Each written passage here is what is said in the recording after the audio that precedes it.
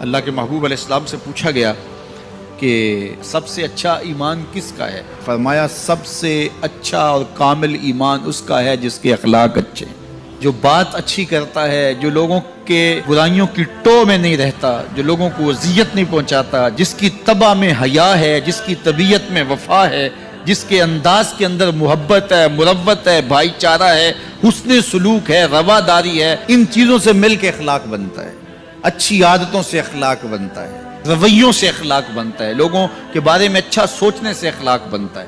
تو اچھے خلق رکھنے والا شخص اچھے ایمان کا حامل ہے۔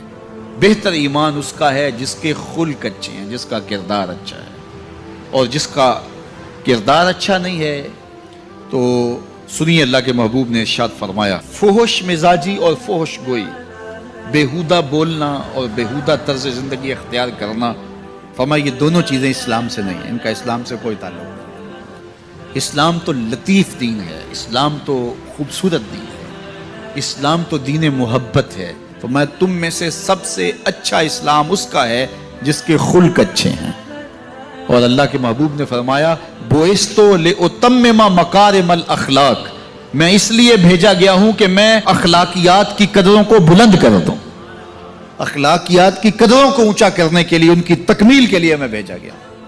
اور اللہ کے محبوب کے اخلاق ایسے ہیں کہ خود میرا رب کہتا ہے اِنَّكَ لَعَلَىٰ خُلُقٍ عَظِيمٍ، محبوب تیرے خلق عظیم ہے۔ تو جس کے خلق کو میرے رب نے بھی عظیم کہا، وہ خلق کتنے عظیم ہوں گے۔ اللہ اکبر۔ حضرت سیدنا انس بن مالک رضی اللہ تعالیٰ عنہ فرماتے ہیں 10 سال میں نے حضور کی خدمت کی ہے، اور 10 سال میں ایک بار بھی ایسا نہیں ہوا کہ میرے حضور نے مجھے جھڑکا ہو۔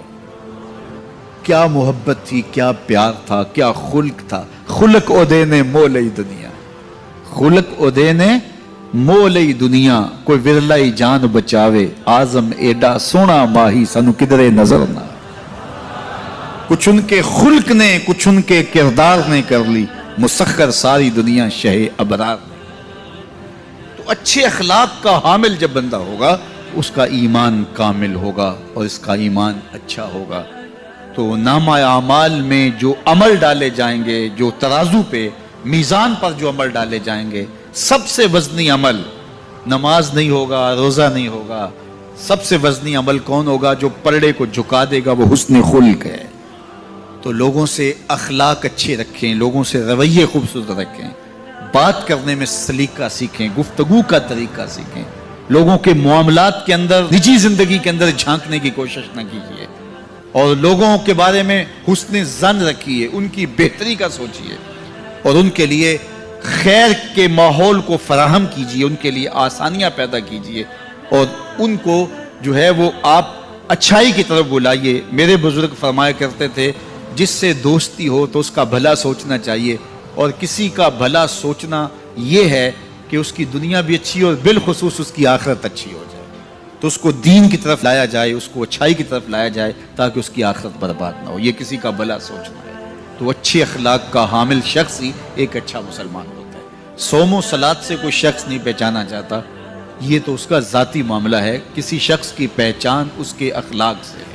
نکاح کرنے کے حوالے سے بھی اللہ کے محبوب نے ہمیں جو رہنما اصول دیا، فرمایا جس کے اخلاق اور جس کا دین تمہیں پسند آ جائے اس سے اپنی بیٹی کا نکاح کرو۔ تو وہاں دولت دیکھنے کی تلقین نہیں کی گئی۔ اگر یہ قدریں ہوں گی ہماری، ایک دوسرے سے جڑنے کی، ایک دوسرے سے قریب ہونے کی، رشتہ داریاں کرنے کی، تو پھر اچھا معاشرہ تشکیل پائے گا۔ اور جب ہماری جو ہے وہ ترجیحات اس سے ہٹ کر کے ہوں گی تو پھر اچھا معاشرہ تشخیص نہیں پائے گا۔